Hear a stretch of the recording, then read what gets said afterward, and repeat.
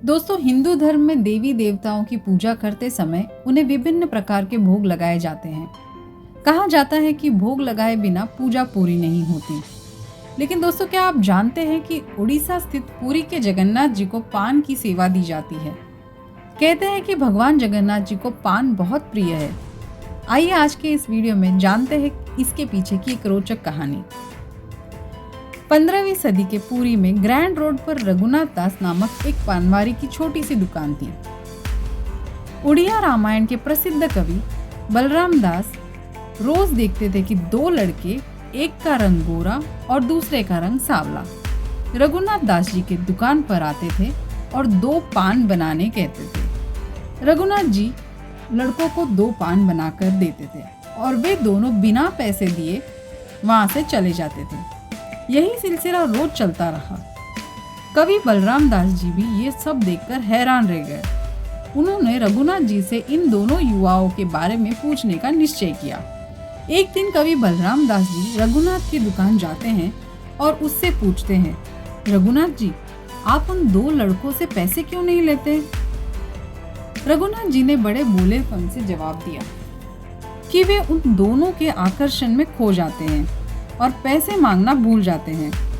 तभी कवि बलराम जी कहते हैं, आप तो एक व्यापारी हो, मुफ्त में सामान और सेवा क्यों दे रहे हो? जब वे कल आएंगे तो उनसे पैसे जरूर मांगना।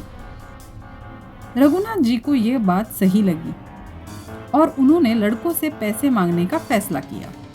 अगली रात जब लड़के आए और उन्होंने रोज की तरह रघुनाथ जी से पान बनाने को कहा, रघुनाथ जी ने उनसे पैसे देने को कहा। दोनों लड़कों ने कहा कि उनके पास अभी पैसे नहीं है, वे कल आएंगे तो वे पैसे जरूर लेकर आएंगे। यदि उनको विश्वास न हो और वे चाहे तो पान की कीमत के बदले में उनका अंग वस्त्र रख सकते हैं। रघुनाथ जी मान गए और उन्होंने अंग वस्त्र रख लिया। अगले दिन जब मंदिर खुला तब पुजारी जी दंग रह गए। देवताओं के अंग वस्त्र गायब थे। ये खबर उन्होंने राजा को दी।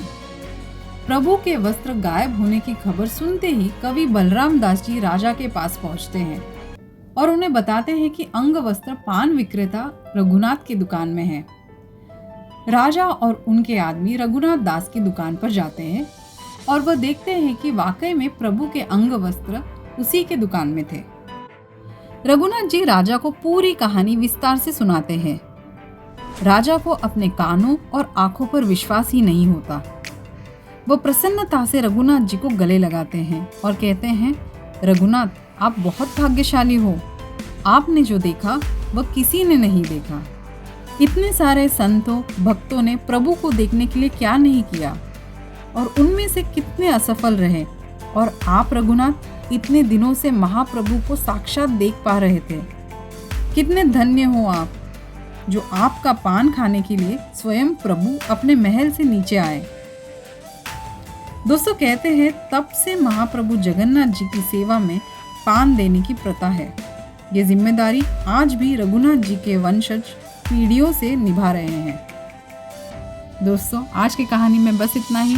मिलते हैं बहुत जल्द एक नई कहानी के साथ। तब तक के लिए आप सब अपना बहुत ध्यान रखिए। वीडियो पसंद आने पर लाइक और शेयर जरूर कीजिए। जय जगन्नाथ।